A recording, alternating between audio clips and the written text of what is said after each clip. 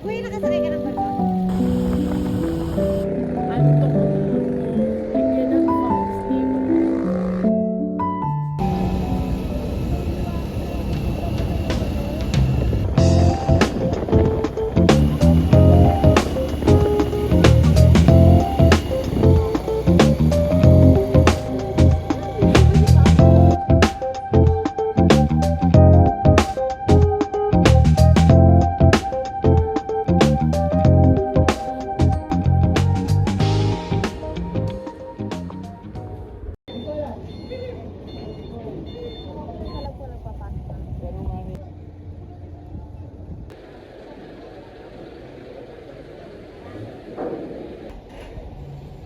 Mahaba-haba yung babiyahihin.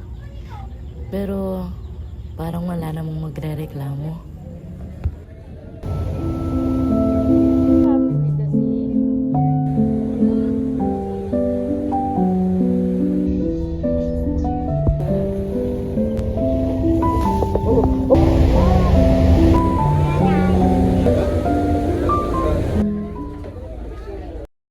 Hintayin mo nang makalabas lahat ng sasakyan na sila. Yes, sumama naman din sa gilid. Ay!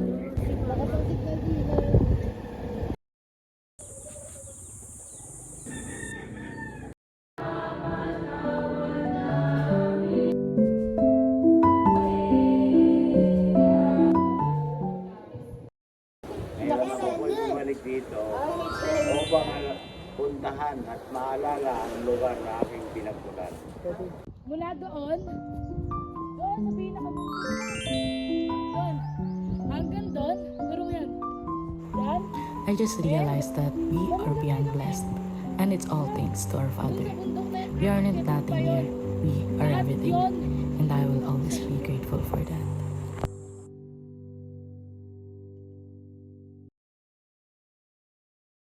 Ang lahat ng lupang yan, elementary, high school, senior high, yan ay donate ng kapatid na yung lulo.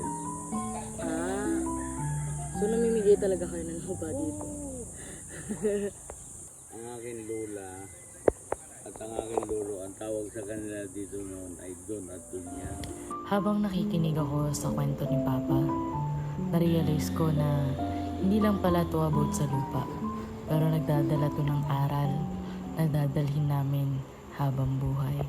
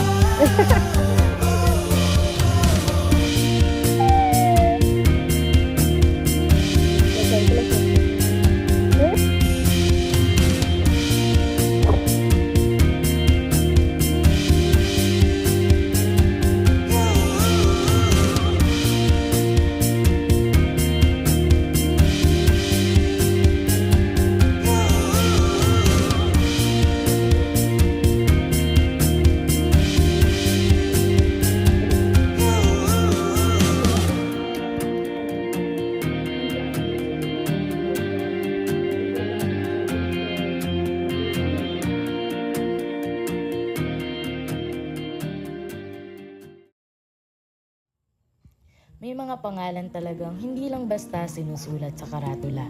Minsan, dala nila ang mga taong nauna sa iyo, mga lugar na minsan nilang tinawag na tahanan, at mga kwentong unti-unti mo pa lang nakikilala. Ano nakalagay dyan? May street pala dito. Ito, yung tinitindahan na Tito Ginny.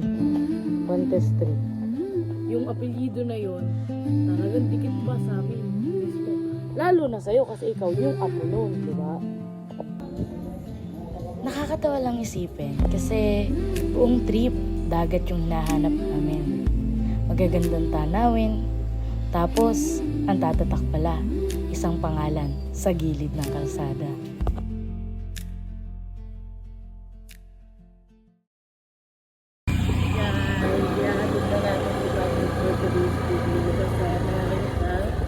Duty na and hanggang Webes na lang yung ingat. Mahal, mag-update ka ay. Bawat biyahe may simula at minsan may mga taong kailangan mo nang mauna. Yeah. Ay, kita nyo ba kung gano'ng kahirap yung daan? Ay, grabe. Ay, grabe.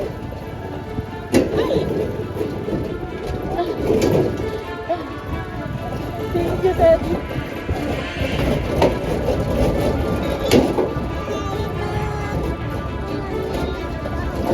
Ay, grabe.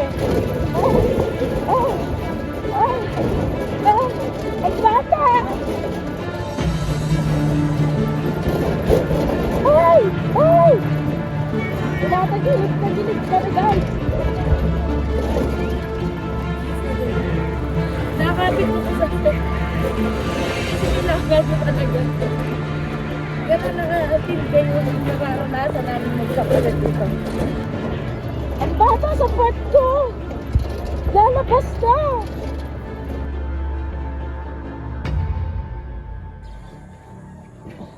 Iba-vlog pa. Aray ko!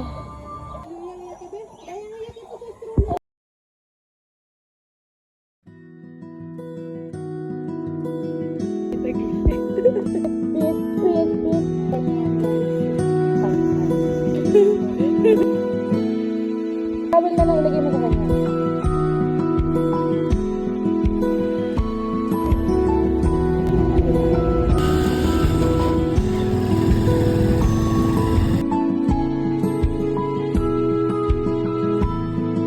Balang araw ko, babalik ko ako sa lugar na aking pinamulan upang maging mamuhay ng isang napakasayang pagkakataon.